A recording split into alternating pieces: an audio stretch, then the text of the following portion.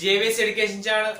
ఈరోజు మనము జీవులు ఆవాసము అనే పాఠ్యభాగం గురించి తెలియజేసుకుంటున్నాం. ఈ పాఠ్యభాగాన్ని 6వ తరగతిలో ఇచ్చినప్పటికీ దాదాపు 9వ తరగతి సిలబస్ ను కవర్ చేయడం జరిగింది. కాబట్టి ఈ పాఠ్యభాగం గురించి క్షుణ్ణంగా తెలుసుకోవాలండి.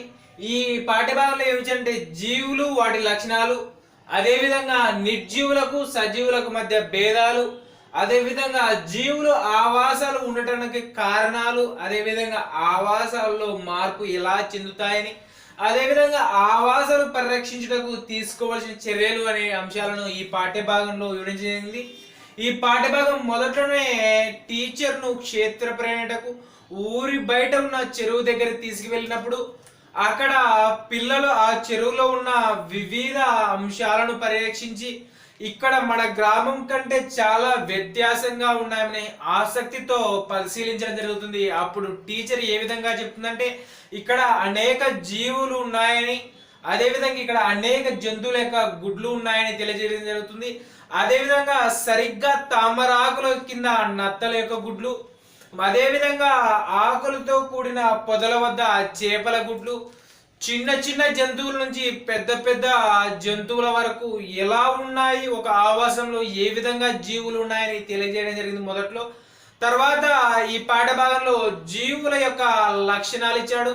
ఆ లక్షణాల ఆధారంగా జీవులు అంటే ఏమిటి, సజీవులు అంటే ఏమిటి, నిర్జీవులు అంటే ఏమిటి ఇప్పుడు తెలియజేస్తున్నాం. జీవుల లక్షణాల్లో ప్రధానమైనవి మనకు 7 కనబడతాయి. అవి ఏంటి అంటే సజీవులకు నిర్జీవులకు గల లక్షణాల మధ్య భేదాలు తెలియజేయడం జరిగింది. అవి లక్షణాలు ఏమిటి అంటే మొదటి లక్షణం చలనం.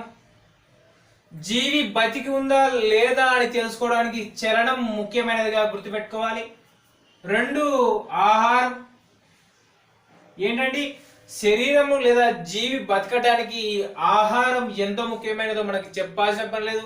ఆహారం ద్వారానే శక్తి ఉత్పత్తి అవుతుంది అని గుర్తుపెట్టుకోవాలి.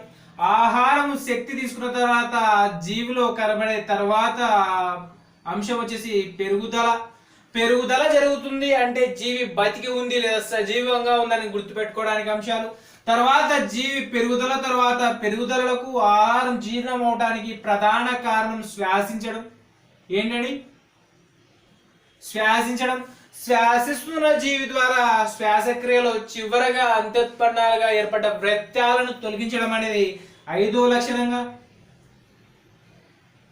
వ్యర్థ పదార్థాల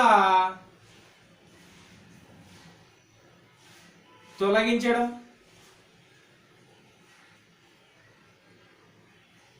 అదేవిధంగా వ్యర్థ పదార్థాలు తొలగిస్తున్నారు, శ్వాసిస్తున్నారు, పెరుగుదల జరుగుతుంది, ఆహారం సేకరణ, చలనం జరుగుతుంది.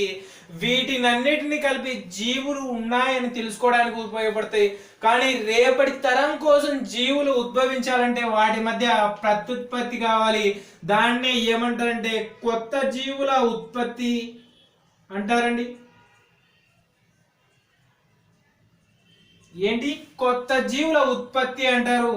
కొత్త జీవులు ఉత్పత్తి అయినా సరే జీవి బతికి ఉండి అనడానికి ఉద్దీపన, ప్రతిస్పందనలు అవసరమని లక్షణాలు ఉన్నాయండి.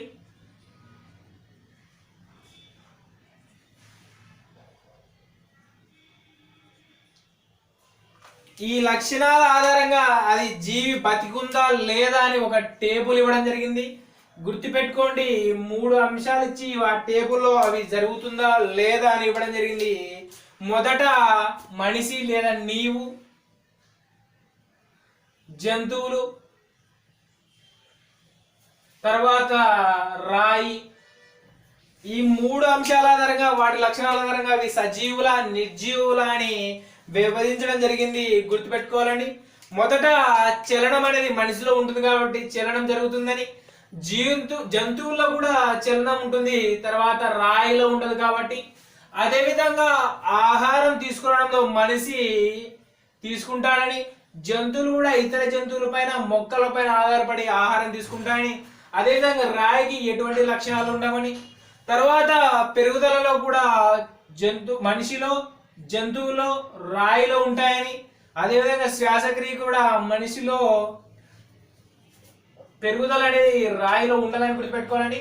అదేవిధంగా శ్వాసించడం మనిషిలో, జంతువులో ఉంటుంది, రాయిలో ఉండదని ఈ విధంగా టేబుల్ ద్వారా మనుషులు జంతువులతో పాటు మొక్కలకు కూడా సజీవులని, రాయి వంటి భౌతిక అంశాలు సజీవు కాదు నిర్జీవులని ఈ పాఠ్యభాగంలో తెలియజేయండి. కాబట్టి ఈ 7 లక్షణాల ఆధారంగా ఇది సజీవ నిర్జీవ అని గుర్తించడానికి అవకాశం ఉందండి. అదేవిధంగా ఈ 7 లక్షణాలతో పాటు కొన్ని లక్షణాలు ఉన్నా లేకున్నా అవి కూడా సజీవులుగానే గుర్తించాలని తెలియజేయడం అనేది ఈ పాఠ్యభాగంలో. సజీవుల కిందికి ఏమేమి వస్తాయంటే 1 మొక్కలు, 2 జంతువులు, 3 సూక్ష్మజీవులు, తర్వాత 4 జంతుజాలం లేదంటే మనిషి, ఇవన్నీ సజీవుల కిందికి. అదేవిధంగా గాలి, నీరు, పర్వతాలు, ఇవన్నీ భౌతిక స్వరూపాలన్నీ మనకు నిర్జీవుల కిందగా ఇవ్వడం జరిగింది ఈ పాఠ్యభాగంలో. కాబట్టి ఇవి గుర్తుపెట్టుకోవాలండి. సజీవులు అంటే ఏమిటి, నిర్జీవులు అంటే ఏమిటి, వ్యత్యాసం తెలపడానికి ఇవి పాఠ్యభాగంలో మొదటి ఇవ్వబడింది. తర్వాత జీవులు జీవితాన్ని గడపడానికి వాటి యొక్క ప్రాథమిక అవసరాలు తీర్చుకోవడానికి అనువైన ప్రదేశాన్ని ఏమంటారంటే ఆవాసము అంటారు. ఆవాసం అంటే ఏమిటంటే తన జీవితంలో అవసరమయ్యే ప్రాథమిక అవసరాలను తీర్చుకునేటానికి అనువైన ప్రదేశాన్ని ఆవాసం అంటారు. ఆవాసం ఏర్పరచుటకు జీవులు అనేక మార్పులు చెందుతాయి. ఉదాహరణకు అక్టోబర్ నుంచి మార్చి మధ్య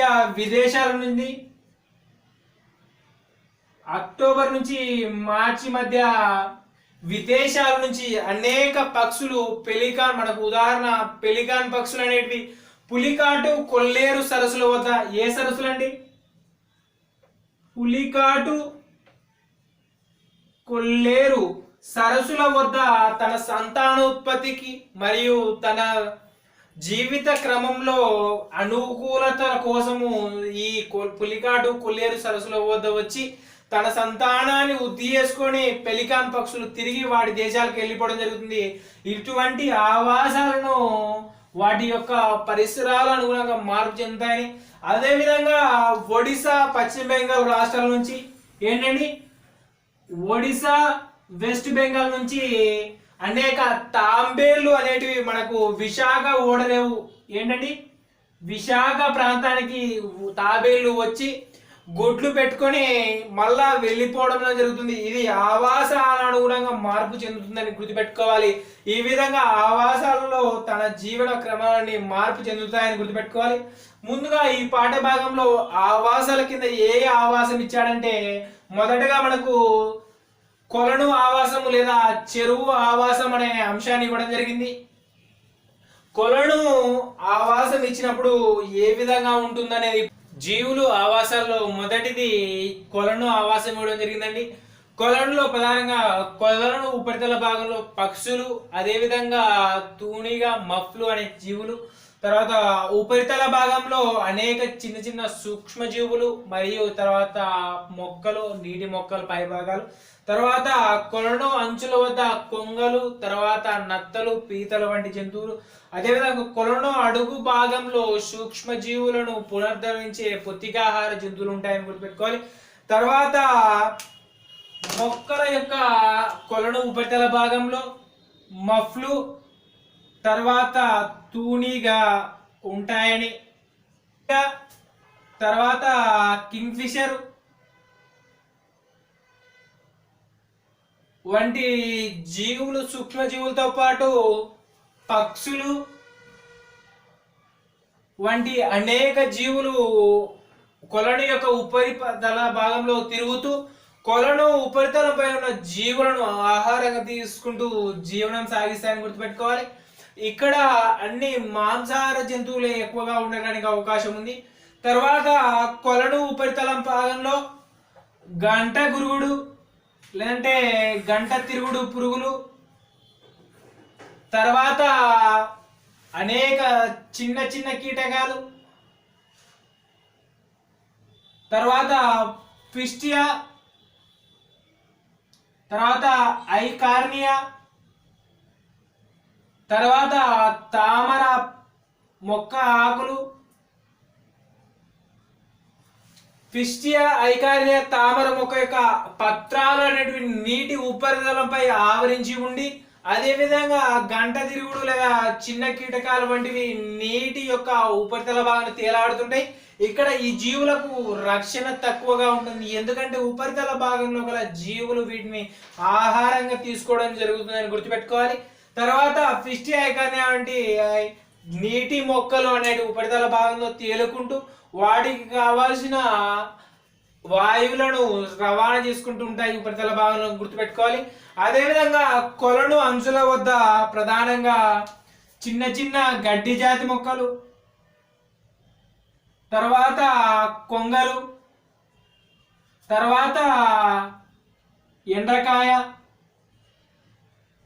తర్వాత నత్తలు, చేపలు గుడ్లు అనేటివి ఈ భాగంలో ఉంటాయని గుర్తుపెట్టుకోవాలి. అదేవిధంగా చిన్న మొక్కలు, కొంగలు, ఎండ్రకాయలు, నత్తలు, చేపలు యొక్క గుడ్లు అనేటివి కొలను అంచుల వద్ద ఉంటాయని, అదేవిధంగా కొంగలు, ఎండ్రకాయలు వివిధ జంతువులను లేదా చేపలను లేదా తినడానికి అంచుల వద్ద నివాసం ఉంటాయని గుర్తుపెట్టుకోవాలి. తర్వాత కొలను యొక్క మధ్య భాగంలో చిన్న చిన్న నీటి బొద్దింకలు, ఏంటివండి నీటి బొద్దింకలు, తర్వాత దోమల యొక్క గుడ్లు, తర్వాత అనేక జంతువుల డింపకాలు ఎక్కడ ఉంటాయంటే కొలను మధ్య భాగంలో ఉంటాయని గుర్తుపెట్టుకోవాలి. కొలను మధ్య భాగంలో దాదాపు చీకటిగా లేదా కొద్దిపాటు వెలుతురుతో ఉంటాయి. ఇక్కడ జీవక్రియలు అనేవి తక్కువగా జరుగుతాయి, కాబట్టి ఇక్కడ గుడ్లు పొదగటానికి లేదా డెంబకాలు పొదగటానికి అనువైన ప్రదేశం కొలను యొక్క మధ్య భాగం అని గుర్తుపెట్టుకోవాలి. అదేవిధంగా కొలను చివరి వరకు వచ్చేసరికి నీటి మొక్కల యొక్క అడుగు భాగాలు ఏంటి ఉంటాయి అంటే వాలిస్నేరియా, హైడ్రిల్లా, వాలిస్నేరియా, హైడ్రిల్లా అనే నీటి మొక్కలు, అదేవిధంగా పుతికాహార జంతువులు, ఏంటండి పుతికాహార జంతువులు ఇక్కడ జీవిస్తుంటాయని. అదేవిధంగా పుతికాహార జంతువులు ఎందుకు ఉంటాయంటే ఈ కొలను ఆవాసంలో గల జీవులన్నీ చనిపోయిన తర్వాత అడుగు భాగాన్ని చేరడం ద్వారా అక్కడ ఉన్న కుళ్ళిన పదార్థాలను పునర్చక్రియ ప్రక్రియ చెందడం కోసం పుతికాహార జంతువులు ఉంటాయి. అదేవిధంగా ఇక్కడ కొన్ని డింబకాలు కూడా ఉంటాయని గుర్తుపెట్టుకోవాలి. తర్వాత ఈ పదార్థాలను జీర్ణక్రియ ద్వారా మళ్ళా పునరుద్ధరించడానికి అడుగు భాగం తోడ్పడుతున్నాయి. ఇక్కడ ఎటువంటి కాంతి అనేది ఉండదు, కాబట్టి పునర్చక్రియ ప్రక్రియ మాత్రమే జరుగుతుంది కొలను అడుగు భాగంలో గుర్తుపెట్టుకోవాలి. ఇది అండి కొలను ఆవాసం. కొలను ఉపరితల భాగంలో మెఫ్లా, తూనిగా, కింగ్ఫిషర్ మరియు పక్షులు అనేటివి ఉంటాయి. ఇక్కడ ఆహార సేకరణ అనేది జరుగుతుందని.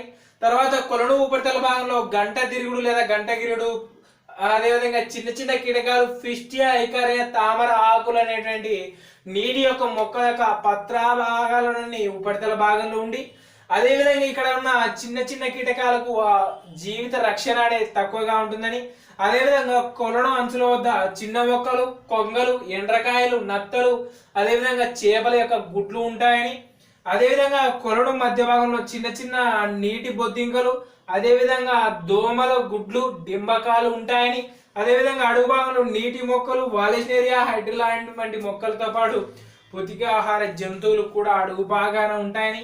ఇది నీటి యొక్క కొలను యొక్క ఆవాసం అని ఈ పాఠ్య భాగంలో ఇవ్వడం జరిగింది. వీటిని ప్రశ్నలు ఏ విధంగా అడగడానికి అవకాశం ఉందంటే కొలను ఉపరితల భాగంలో పై భాగంలో లేనివి ఏవి అని అడగడానికి, అదేవిధంగా 4 ఆప్షన్లో ఉపరితల పై భాగం, కొలను ఉపరితల భాగం, అంచుల వద్ద, మధ్య భాగంలో ఇవి ఒతికిచ్చి, అదేవిధంగా ఇక్కడ ఉన్న జంతువులు వాటి యొక్క ప్రత్యేకతలు ఓవైపు ఇచ్చి మ్యాచ్ ద ఫాలోయింగ్ అని ఇవ్వడానికి కూడా అవకాశం ఉంది. వాటికి గుర్తుపెట్టుకోవాల్సిందని చెప్తున్నాం. ఇది ఈ పాఠభాగంలో ఉన్న అంశాలు. తర్వాత మొక్క లేదంటే చెట్టు ఒక ఆవాసం ఏ విధంగా, తర్వాత మనకు చెట్టు ఒక ఆవాసం ఇవ్వడం జరిగిందండి. చెట్టు ఆవాసంలో చెట్టు పైన అనేక జీవులు ఆవాసం ఉంటాయి. ఉదాహరణ చెట్టు పై భాగంలో పక్షులు, కోతులు, తర్వాత చీమలు, రెండు కందరీగలు, తర్వాత వివిధమైన సూక్ష్మజీవులు చెట్టు పై భాగంలో, అదేవిధంగా కాండపు భాగంలో చిన్న చిన్న పురుగులు, దోమలు, తర్వాత చీమలు వంటివి చెట్టు యొక్క కాండపు వేరు భాగాల్లో, అదేవిధంగా చెట్టు యొక్క వేరు భాగాల్లో సూక్ష్మజీవులు, అక్కడక్కడ నాచు వంటి మొక్కలు ఉంటాయని గుర్తుపెట్టుకోవాలి. ఇది చెట్టు యొక్క ఆవాస ప్రాంతం. చెట్టును ఆధారం చేసుకుని జీవించి ఉండేది జీవులన్నింటినీ కలిపి చెట్టు యొక్క ఆవాస ప్రాంతం అంటారు. చెట్టు ఆవాస ప్రాంతంలో కూడా అనేక జీవులు నివసించడానికి అవకాశం ఉందని గుర్తుపెట్టుకోవాలి. తర్వాత ఇల్లు ఒక ఆవాసం ఇవ్వడం జరిగిందండి. ఒకసారి మన ఇంటిని మనం గమనించినట్లయితే ఒక ఆవాసంగా చేసుకుని జీవించే జీవుల గురించి ఇవ్వడం జరిగింది. ఇల్లు ఒక ఆవాసం అని ఇవ్వడం జరిగిందండి. ఇల్లు ఒక ఆవాసం ఏ విధంగా అవుతుందంటే, ఇంటిలో మనం మాత్రమే ఉండమండి, మనుషులు, తర్వాత చిన్న చిన్న పెంపుడు జంతువులు ఉంటాయి, తర్వాత మొక్కలు, తర్వాత సూక్ష్మజీవులు, తర్వాత భౌతిక అంశాలు. గుర్తుపెట్టుకోవాలండి, ఒక ఆవాసం అని చెప్పడానికి అదేవిధంగా జంతువులు, మొక్కలు, సూక్ష్మజీవులు, భౌతిక అంశాలు, ఈ 5 అంశాలు కలిగి ఉన్నదాటినే ఆవాసం అనడానికి. అదేవిధంగా ఇల్లు ఒక ఆవాసంగా చెప్పడానికి ఇంట్లో మనుషులు ఉంటారు, అదేవిధంగా చిన్న చిన్న జంతువులు ఉంటాయి, అదేవిధంగా మొక్కలు పెంచుతాం కాబట్టి మొక్కలు ఉంటాయి, తర్వాత ఇంటి చుట్టూ సూక్ష్మజీవులు, అదేవిధంగా భౌతిక అంశాలుగా ఉంటాయి. కాబట్టి ఇల్లు కూడా ఒక ఆవాసంగా తీసుకోవాల్సిందే అని గుర్తుపెట్టుకోవాలి. తర్వాత ఈ పాఠ్యభాగంలో మరే విషయం ఏమిచ్చారంటే, ఎక్కడెక్కడ ఏ ఏ జంతువులు లేదా ఎవరు నిర్వహిస్తారు అనే కాన్సెప్ట్ ఇవ్వడం జరిగింది. గుర్తుపెట్టుకోవాలండి, నీటిలో నీటి మొక్కలు, జంతువులు అంటే నీటి జంతువులు, అదేవిధంగా కొన్ని ఉభయచర జీవులు గుర్తుపెట్టుకోండి. ఉభయచర జీవుల కిందకి ఏమొస్తాయి మనకు అంటే, కప్ప, పాము, సాలమాండర్. లేదంటే కప్ప, పామును మాత్రం గుర్తుపెట్టుకోండి, ఇవి ఉభయచర జీవుల కిందకి వస్తాయి. అదేవిధంగా పీతలు కూడా అండి, పీతలు కూడా మనకు ఉభయచర జీవుల కింద గాను. తర్వాత నీటిలో గల జంతువులు వచ్చేసి తిమింగలం, తర్వాత చేపలు, తర్వాత ఆక్టోపస్ వంటివి నీటి యొక్క జంతువులు. నీటి ఒక మొక్కలు వచ్చేసి వాలిస్నేరియా, తర్వాత హైడ్రిల్లా, పిస్టులా, ఐకార్నియా. ఇవి నీటిలో గల మొక్కలుగా గుర్తుపెట్టుకోవాలి. అదేవిధంగా భూమి పైన లేదా భౌమ ఆవరణం పైన నివసించే జంతువులు, మొక్కల గురించి ఇవ్వడం జరిగిందండి. తర్వాత భౌమ ఆవరణం, భౌమ ఆవరణం అంటే ఏమిటంటే భౌతిక అంశాల అనుగుణంగా గల ఆవరణాన్ని భౌమ ఆవరణం అంటారు. ఇవి పర్వతాలు, పీఠభూములు, మైదానాలు, భూ విభాగాలన్నింటినీ భౌమ ఆవరణ కిందకి వస్తాయి. ఇందులో గల ప్రధానంగా మొక్కలు, జంతువులు, ఉభయచర జీవులు, ఈ 3 ప్రధానంగా ఉంటాయండి. తర్వాత గాలిలో నివసించే జీవులు ఇవ్వడం జరిగింది. గాలిలో నివసించే జీవులు పక్షులని ఉదాహరణగా గుర్తుపెట్టుకోవాలి. ఇవి ఈ పాఠ్యభాగంలో ప్రధానంగా ఇచ్చిన అంశాలు. వీటితో పాటుగా మరికొన్ని ముఖ్య అంశాలు ఇవ్వడం జరిగింది, వాటి గురించి ఇప్పుడు తెలుసుకుందాం. జీవుల లక్షణాల తర్వాత కృత్యం 3 ఇచ్చాడు. కృత్యం 3 కింద ఏమి ఇచ్చాడంటే ప్రతిస్పందన, ఉద్దీపన అంశం కింద ఇచ్చాడు. ఉద్దీపన అంటే సాంఘిక అంశాల ద్వారా లేదంటే పరిసర ప్రాంతం నుంచి కలిగిన భావనను ఉద్దీపన అంటారు. ఉద్దీపన ఆధారంగా జీవులు ప్రతిస్పందించడాన్ని ప్రతిస్పందన అంటారు. అవి ఏ విధంగా ఉంటాయని కృత్యం 3లో ఇవ్వడం జరిగింది, వాటి గురించి ఇప్పుడు తెలుసుకుందాం. మొన్న తేలిన వస్తువులు కాలు తగిలినప్పుడు వెనక్కి తీసుకోవడం కానీ క్వశ్చన్ మొడదేలిన వస్తువులు తగిలినప్పుడు వెనక్కి తీసుకోవడంగానే జరుగుతుంది. అది ప్రతిస్పందన అంటే వెనకకు తీయడం. అదే విధంగా మంటను ముట్టినప్పుడు శరీరానికి మంట యొక్క స్పర్శ తగలగానే వెనక్కి తీసుకోవడం అనే ప్రతిస్పందన ఉంటుంది, లేదంటే వేడికి దూరంగా వెళ్ళడం అనే ప్రతిస్పందన ఉంటుంది. గుర్తుపెట్టుకోవాలండి. తర్వాత ఐస్ క్రీమ్ వంటివి తాగినప్పుడు జువ్వుమనే భావన లేదంటే చల్లటి భావన కలగడం జరుగుతుంది.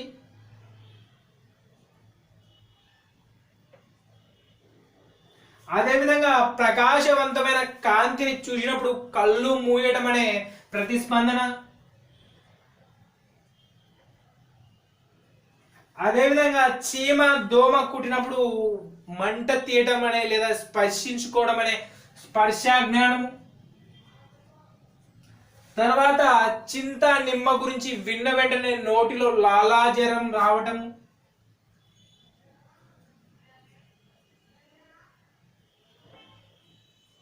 ఇవన్నీ ఉద్దీపనల ఆధారంగా ప్రతిస్పందనలు లభిస్తాయని. ఇవి ఎక్కడ జరుగుతుందంటే మెదడులో వెడక మెదడు భాగంలో ప్రతిస్పందనలు అనేటువంటి ఉద్దీపన ఆధారంగా రావడం జరుగుతుందని గుర్తుపెట్టుకోవాలి. ఇవన్నీ అసంకల్పిత ప్రతీకార చర్యల ద్వారానే జరుగుతుందని. ఏంటంటే అసంకల్పిత ప్రతీకార చర్యలు. అసంకల్పిత ప్రతీకార చర్యలు ఏంటండి? అసంకల్పిత ప్రతీకార చర్యల ఆధారంగానే ఉద్దీపనలకు ప్రతిస్పందన లభిస్తుందని గుర్తుపెట్టుకోవాలని. ఈ కృత్యం యొక్క ముఖ్య ఉద్దేశం ఇదే అని గుర్తుపెట్టుకోవాలి. తర్వాత కృత్యం 4లో మనకు టచ్ మీ నాట్ లేదంటే మమైసా మొక్క గురించి ఇవ్వడం జరిగింది. గుర్తుపెట్టుకోవాలండి. టచ్ మీ నాట్ లేదంటే కృత్యం 4 కింద ఏమి అంటే టచ్ మీ నాట్ మొక్క ఇచ్చాడు. దాన్నే మైమోసా లేదంటే అత్తిపత్తి మొక్క అంటారండి. గుర్తుపెట్టుకోవాలి. టచ్ మీ నాట్ మొక్క ఎందుకు ఇచ్చారంటే ఉద్దీపన ఆధారంగా ప్రతిస్పందన ఇచ్చే మొక్కలకు గురించి ఇవ్వడం జరిగింది. మొక్కలు కూడా ప్రాణం ఉందని తెలియజేయడానికి మొక్క యొక్క ఉదాహరణ ఇచ్చాడు. ఒక మొక్క ఆకు పత్రాన్ని పట్టుకున్న వెంటనే ఆ పత్రం యొక్క ముడుచుకపోవడం జరుగుతుంది. ఇది మరలా ఆ మొక్కను స్పర్శించకుండా 2 నుంచి 3 నిమిషాల సమయంలో మరీ సాధారణ స్థితికి చేరుతుందని ఈ కృత్యం 4 ద్వారా ఇవ్వడం జరిగింది.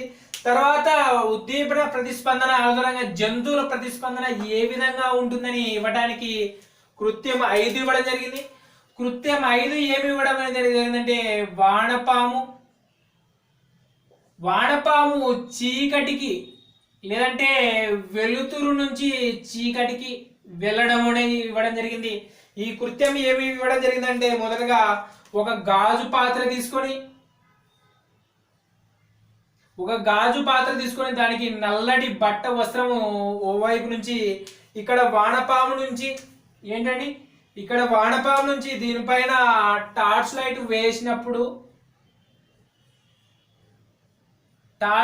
వేసినప్పుడు వానపాము అనేది వెలుతురు కుండలేక చిన్నగా చీకటి వైపు వెళ్ళడం జరుగుతుంది. ఇదే జంతువుల యొక్క ఉద్దీపన ప్రతిస్పందనకు ఉదాహరణ అని కృత్యం 5లో ఇవ్వడం జరిగిందండి.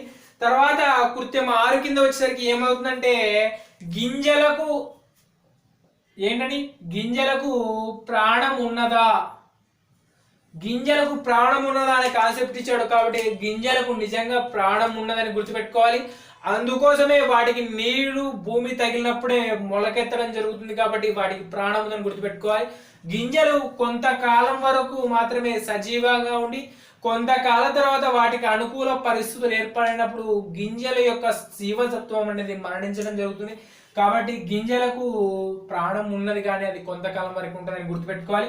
తర్వాత ఈ పాడిన తర్వాత భాగంలో సూక్ష్మదర్శిని ద్వారా సూక్ష్మజీవ పరిశీలన అంశాన్ని కూడా ఇవ్వడం జరిగిందండి. ఇక్కడ గుర్తుపెట్టుకోండి, సూక్ష్మదర్శినిలో ప్రధానంగా 2 భాగాలు ఉంటాయి. ఒకటి నిర్మాణాత్మక భాగం, 2 దృశ్య భాగం అని. ఇక్కడ చూడండి, నిర్మాణాత్మక భాగం అంటే సూక్ష్మదర్శిలో ఉండటానికి అవకాశం ఉన్న భాగాలనే నిర్మాణాత్మక భాగం అని. కంటి ద్వారా జీవులను పరిశీలించడానికి అవకాశం ఉన్న భాగాన్ని దృశ్య భాగం అని. దృశ్య భాగానికి వచ్చేసి అక్షికటకము మరియు స్థూల సవరణి, సూక్ష్మ సవరణి, తర్వాత వస్తు కటకము వంటివి అన్ని మనకు దృశ్య భాగానికి. అదేవిధంగా పీఠము, ఆధారము, చేతి వంపు. ఇక్కడ చూడండి, ఇది పీఠము, ఆధారము, చేతి వంపు పట్టుకోవడానికి అవకాశం ఉన్నటువంటి దృశ్య భాగం అని గుర్తుపెట్టుకోవాలండి. తర్వాత నిర్మాణాత్మక భాగం అని గుర్తుపెట్టుకోవాలి. ఇవి అండి సూక్ష్మదర్శిని ద్వారా సూక్ష్మజీవనం. అదేవిధంగా ఈ అంశం తర్వాత నీటిలో గల వివిధ సూక్ష్మజీవులను ఎలా చూడటం అని ఇవ్వడం జరిగింది. ఒక కొలను దగ్గరికి వెళ్ళి బోరు వాటర్ మరియు నీటి వాటర్ తీసుకొని వాటిని విభిన్న స్లైడ్ల ద్వారా ఉంచి నీటి అణువును వేసి సూక్ష్మదర్శిని ద్వారా చూడడం ద్వారా నీటిలో గల అనేక నిర్మాణాలను చూడడం జరుగుతుంది. వాటినే సూక్ష్మ జీవులు అంటారని. మన చుట్టూ మనతో పాటు మన కంటికి కనబడని సూక్ష్మాతి సూక్ష్మమైన జీవులు ఉంటాయని ఈ కృత్యం ద్వారా తెలియజేయడం జరిగిందని గుర్తుపెట్టుకోవాలి. తనలో మీకు తెలుసా అని కొన్ని కాన్సెప్ట్ ఇచ్చాడండి. మీకు తెలుసా అనే అంశం కింద ఎడారి మొక్కల గురించాడు. ఎడారి మొక్కలు అంటే ఏంటంటే ఆర్ద్ర పరిస్థితుల్లో, అంటే నీరు తక్కువగా లభించే పరిస్థితుల్లో నీటి ఎద్దడి అధిగమించే మొక్కల గురించి ఇవ్వడం జరిగింది. వాటికి ఉదాహరణ ఒకటి బ్రహ్మజముడు, తుమ్మ, తర్వాత నాగజముడు, కలబంద. ఈ మొక్కలన్నిటివి నీరు తక్కువగా తీసుకొని వాటి యొక్క పత్రాల్లో నిల్వ ఉంచుకొని జీవనం సాగిస్తాయని గుర్తుపెట్టుకోవాలి. ఇవి ఎడారి మొక్కలకు ఉదాహరణ ఇవ్వడం జరిగింది. తర్వాత కొన్ని మీకు తెలుసా అనే కాన్సెప్ట్ లో జీవించు, జీవించనివ్వు అనే కాన్సెప్ట్ ఇచ్చాడు. ఏంటండి? జీవించు, తర్వాత జీవించనివ్వు.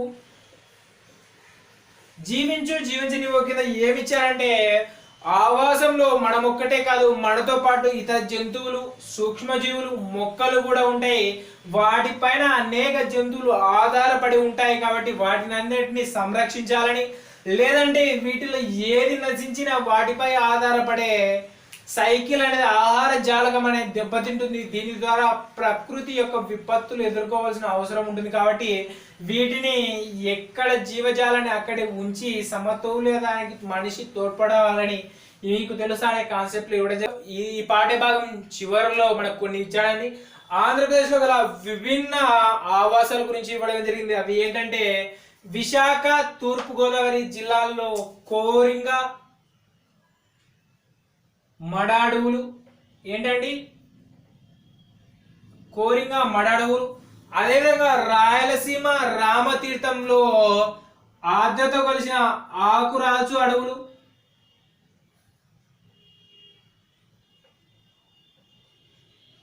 అదేవిధంగా ఉత్తర కోస్తా ప్రాంతంలో సింహాచల ఏంటండి సింహాచల ప్రాంతంలో గడ్డి భూములు.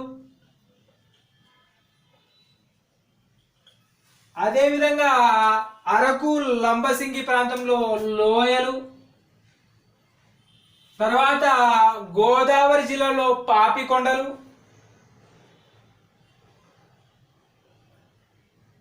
అదేవిధంగా కృష్ణా జిల్లాలో కొండపల్లి కొండలు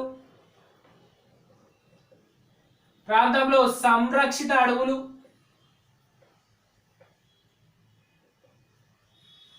అదేవిధంగా కృష్ణా, గోదావరి, నెల్లూరులో పెద్ద మంచినీటి ప్రాంతాలు.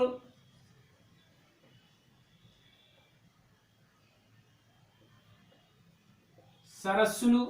తర్వాత పులికాటు,